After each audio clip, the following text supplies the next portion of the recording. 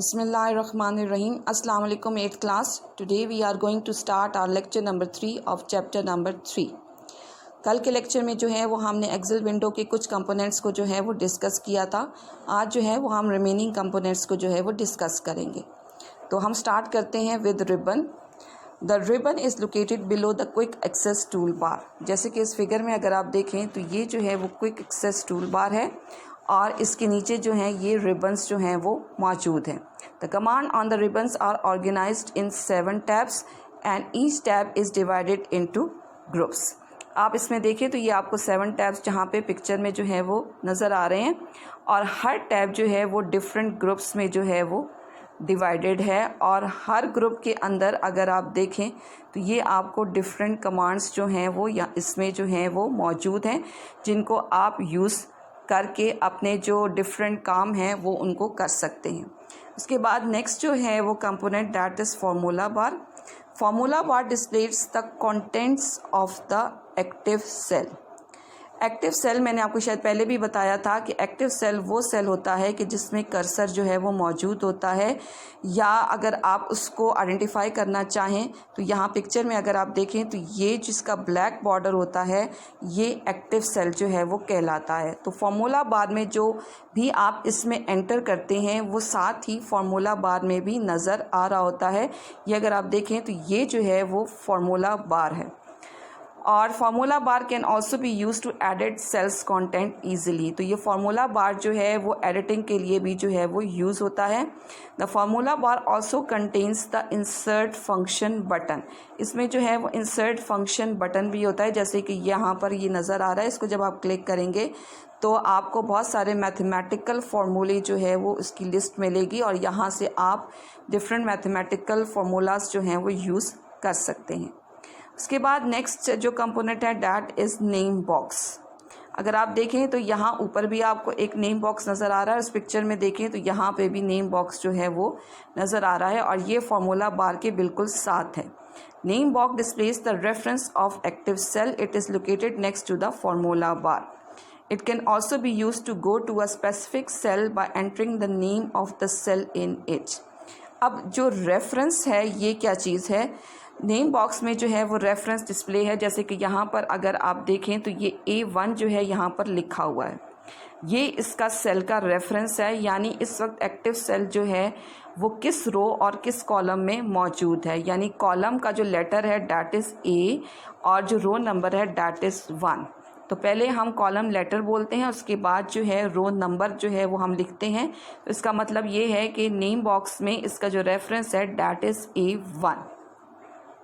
अब अगर आप किसी स्पेसिफिक सेल की तरफ जाना चाहें जो है इस एक्सेल वर्कशीट में, तो अगर आप इस नेम बॉक्स के अंदर जो है रेफरेंस लिख दें तो जो एक्टिव सेल है वो डायरेक्टली जो है वो वहाँ पर जो कर्सर पहुँच जाएगा जहाँ पर जो है जो इसका रेफरेंस जो है वो आपने नेम बॉक्स के अंदर लिखा है. अब नेक्स्ट जो कंपोनेंट है डैट इज़ डॉक्यूमेंट विंडो या worksheet. The document window or worksheet contains an Excel workbook that consists of a number of worksheets. यानी जो एक वर्कबुक होती है एक्सेल की उसमें जो है वो नंबर ऑफ़ वर्कशीट्स होती हैं. जैसे पहले भी आपको बताया कि बाय डिफ़ॉल्ट जो हैं वो 3 वर्कशीट्स होती हैं. A worksheet is a document window where user can enter data and modify it. इधर वर्कशीट में जो है वो डाटा आप एंटर भी करते हैं और उसको जो है मॉडिफाई भी करते हैं. यानी इसमें अगर आपने कोई चेंजेस लेकर आनी है तो वो भी आप उसमें वहीं पर ला सकते हैं. The worksheet is made up of rows and columns. जो वर्कशीट है वो रोज़ और कॉलम्स की जो है वो बनी हुई होती है. And intersection of row and column is called a cell. जैसे कि पहले आपको रेफरेंस में बताया कि रो और कॉलम मिल के जो है वो एक सेल बनाता है और जो उस सेल का जो कॉलम और रो नंबर जब हम स्पेसिफाई करते हैं तो वो उसका रेफरेंस कहलाता है.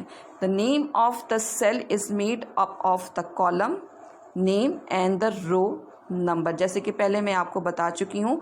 For example A1 is the cell in column A and row 1. ठीक है। जैसे कि पहले आपको मैं बता चुकी हूँ कि सेल रेफरेंस क्या होता है, कि सेल रेफरेंस में जो है वो आपको कॉलम का लेटर और रो का नंबर जो है वो आपने बताना होता है। सबसे पहले कॉलम का लेटर होगा, उसके बाद रो का नंबर होगा। For example B2, F7, G11। तो ये इस तरीके से जो है सेल रेफरेंस जो है वो आपने जो है वो लिखने होते हैं। या इसमें अगर आपने कहीं पे सेल एड्रेस की आपको ज़रूरत पेश आ जाती है तो वो आपने जो है वो आइडेंटिफाई या लिखने होते हैं। At the bottom of each worksheet is a numbered sheet tabs. जैसे कि इस फिगर में देखें कि यहाँ बॉटम पे जो है ये शीट टैब्स जो है मौजूद हैं, sheet 1, sheet 2 and sheet 3। In sheet tabs को जब आप क्लिक करते हैं, जिस शीट टैब को आप क्लिक करेंगे तो वहाँ सामने स्क्रीन पर जो है फ्रंट में जो है वो सामने आपकी डिस्प्ले हो जाएगी। अब इस शीट टैब्स के बारे में जो है वो मज़ीद हम जो है वो डिस्कस करते हैं। Sheet tabs are use to access different worksheets in a workbook. यानी कि जिस वर्कशीट को जो है वो आपने देखना हो या फ्रंट पर लाना, उस पर काम करना हो, तो आप उस शीट टैब को जो है वो क्लिक करेंगे, जैसे कि मैंने पहले आपको बताया। And by default 3 sheet tabs are available. ये भी बात मैं आपको पहले बता चुकी हूँ कि बाय डिफ़ॉल्ट एक्सेल में जो है हर वर्कबुक के अंदर 3 शीट टैब्स जो हैं वो मौजूद होती हैं। User can add more tabs as required by using mouse click. यानी कि आप मज़ीद जो है वो इसमें जो शीट टैब्स हैं, वर्कशीट्स जो हैं वो ऐड कर सकते हैं राइट क्लिक करके। यानी अगर आप इस शीट टैब जो जहाँ पर मौजूद है वहाँ पे माउस को राइट क्लिक करेंगे तो वहाँ पर आपके पास एक जो है छोटा सा मेन्यू आएगा, और उसमें जो है अगर आप इंसर्ट की ऑप्शन जो है वो क्लिक करेंगे तो आपके पास जो है वो वर्कशीट्स जो हैं जितनी आपने इसमें ऐड करनी है वो आप इसमें ऐड कर सकते हैं। तो ये थे बच्चों कंपोनेंट्स ऑफ एक्सेल विंडो के। एक्सेल विंडो में जो हैं वो कौन कौन से कंपोनेंट्स जो हैं वो मौजूद हैं।